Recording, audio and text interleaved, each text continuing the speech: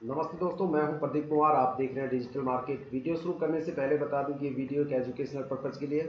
अगर आप stock market में कोई भी फाइनेंशियल इन्वेस्टमेंट करते हो तो अपने फाइनेंशियल एडवाइजर से सलाह जरूर लें या फिर अपनी सोच समझ के साथ ही इन्वेस्टमेंट करें। अगर आपको स्टॉक मार्केट में कोई भी फाइनेंशियल लॉस होता है तो उसके लिए ये वीडियो रिस्पॉन्सिबल नहीं रहेगी। तो चलो दोस्तों, वीडियो शुरू करते हैं। आज हम बात करने वाले हैं बकरंगी लिमिटेड स्टॉक के बारे में। काफी जबरदस्त स्टॉक है। लगातार एक महीने से स्टॉक की हमारी कवरेज थी और सबसे बड़ी गुड न्यूज इस टाइम की ये है कि ये स्टॉक आज अपने अपर सर्किट में लग गया। 23 रुपए 23 पैसे इसका एक यहाँ पे current live price share price चल रहा है। काफी बड़ा जबरदस्त कॉम्बिनेशन है। 23 रुपए 23 पैसे, ठीक है।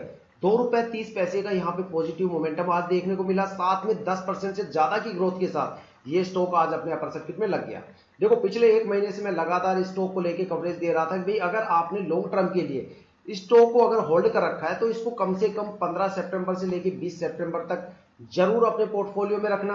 हालांकि जो सबसे पहली प्रिडिक्शन दी थी वो 5 सितंबर से लेकर हमने 20 सितंबर तक दी, लेकिन 3 सितंबर के आसपास जो यूरोप का जो मार्केट है उसके अंदर जबरदस्त गिरावट देखने को मिली। वहां सिलिकॉन वैली बैंक में क्राइसिस आया जिसकी वजह से एनवाईएससी के अंदर 650 पॉइंट की गिरावट हुई, जिसकी वजह से इंडियन स्टॉक मार्केट में काफी बड़ी खलबली हो गई, जिसकी वजह से हमने इसकी फिर से प्रेडिक्शंस निकाली और 10 सितंबर से लेकर 20 सितंबर के आसपास डेट दी। लेकिन बताया था कि 15 तारीख के आसपास या 13 तारीख के आसपास यहाँ पे आपको एक जबरदस्त पॉजिटिव मोमेंटम देखने को मिलेगा और हो सकता है इस स्टॉक के अंदर आपको अपर सर्किट देखने को मिले, क्योंकि यहाँ पे 3 ऐसे बड़े मेजर फैक्टर हैं जिनकी वजह से आज के टाइम मार्केट के अंदर पूरी तरह से खलबली मची हुई है। सबके पोर्टफोलियो की धज्जियां उड़ी हुई पड़ी है, ठीक है। लेकिन कुछ फैक्टर ऐसे भी हैं जिनकी वजह से ये स्टॉक आज इतनी ऊंचाइयों पे है, ठीक है। सबसे पहले उन तीनों फैक्टर के बारे में बात करेंगे। देखो, उनमें से एक फैक्टर तो ऐसा है जो परसों ही मार्केट में नया नया ताजा निकल के आया। अगर आपको नहीं पता तो उसके बारे में बात करेंगे।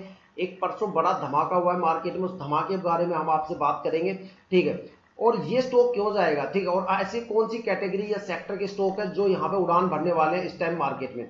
तो देखो, उससे पहले अगर आप वीडियो पे नए हो तो चैनल को सब्सक्राइब जरूर कीजिएगा और वीडियो को लाइक जरूर कीजिएगा, ताकि हम जो डीपली एनालिसिस करके आपके लिए वीडियो लेके आते हैं उसकी नोटिफिकेशन आप तक सबसे पहले पहुंच पाए, ताकि आप स्टॉक मार्केट के हर पहलू से हर इंफॉर्मेशन से अपग्रेड रहें, अपने आप को अपडेट करते रहें। देखो, इसके अंदर जो सबसे बड़े इश्यू है, देखो एक तो ये बताऊंगा सबसे पहले कि वो स्टॉक जो स्टॉक जैसे कोई एग्रीकल्चर से रिलेटेड स्टॉक है, ऐसा कोई स्टॉक जो एग्रीकल्चर के सेक्टर से बिलोंग करता है, या फिर टेक्सटाइल, या फिर सिरामिक्स, एग्रीकल्चर, या फिर जैसे फूड, इस तरह की कैटेगरी या ज्वेलरी वगैरह, इस तरह के जो सेक्टर से जो स्टॉक बिलोंग कर रहे हैं वो स्टॉक लीप ईयर में सबसे ज्यादा बूमिंग के साथ बढ़ेंगे और आने वाले 1-2 साल में सबसे ज्यादा रिटर्न भी आपको इन्हीं सेक्टर्स के अंदर देखने को मिलेगा। आपको थोड़ा सा अजीब लग रहा होगा कि भाई साहब ने फार्मा सेक्टर, आईटी सेक्टर और पावर सेक्टर का नाम क्यों नहीं लिया। देखो हर 2-3 साल के बाद ट्रेंड चेंज होता है, ठीक है, और लीप ईयर में ही ट्रेंड चेंज होता है, ठीक है। पहले ये सेक्टर ऐसे थे, आईटी सेक्टर, पावर सेक्टर और जो आईआरएफसी, जिनके अंदर जबरदस्त रिटर्न देखने को आपको मिला। लगातार ये 2-3 साल तक जबरदस्त मार्केट में भागे, लेकिन अब इनकी कंडीशंस बहुत बुरी हो गई है, क्योंकि इन स्टॉक्स के अंदर लिक्विडिटी हो गई। जब कोई भी स्टॉक लगातार 2-3 साल तक अच्छा खासा परफॉर्म करता है तो वो लीप ईयर तक आते आते एक लिक्विडिटी को जन्म दे देता है। और leap year Indian stock market के लिए सबसे ज्यादा खास होता है, क्योंकि लीप ईयर के अंदर ही लिक्विडिटी को कंट्रोल किया जाता है। देखो, वर्ल्ड का अलग अलग स्टॉक एक्सचेंज का अलग अलग टाइम होता है लिक्विडिटी को कंट्रोल करने का। कोई 1 साल बाद लिक्विडिटी को कंट्रोल करता है, कोई 2 साल बाद, कोई 3 साल बाद करता है, लेकिन Indian stock market leap year में करता है। लीप ईयर का मतलब, सॉरी, जो लिक्विडिटी होती है उसका मतलब है कि भाई जैसे वोलेटिलिटी भी आप बोल सकते हो या फिर महंगाई दर भी आप इसे बोल सकते हो। जब तो क्या होता है कि महंगाई दर को लीप ईयर में कंट्रोल करता है इंडियन स्टॉक मार्केट, क्योंकि अगर उसको करेगा नहीं तो आम आदमी तो महंगाई से वैसे मर जाएगा, ठीक है। तो क्या होता है कि जिस स्टॉक के अंदर लिक्विडिटी कम होती है वो एक पॉजिटिव मोमेंटम के साथ वहां से निकल जाता है। जिस स्टॉक के अंदर लिक्विडिटी ना के बराबर है वो मल्टी बैगर स्टॉक बन के निकलता है, ठीक है। जैसे देवांगनी शुगर है, वो मल्टी बैगर स्टॉक बनने वाला है, क्योंकि उसके अंदर लिक्विडिटी बिल्कुल भी नहीं है, साथ में उसमें एफआईआई की होल्डिंग भी बिल्कुल नहीं है, ठीक है। इस टाइम अगर जिस स्टॉक के अंदर एफआईआई की होल्डिंग जितनी कम है वो सबसे बेस्ट है, ठीक है। तो जिस स्टॉक के अंदर लिक्विडिटी सबसे ज्यादा है तो वो उतना ही ज्यादा गिरेगा या उसकी परफॉर्मेंस वहीं पे रुक जाएगी।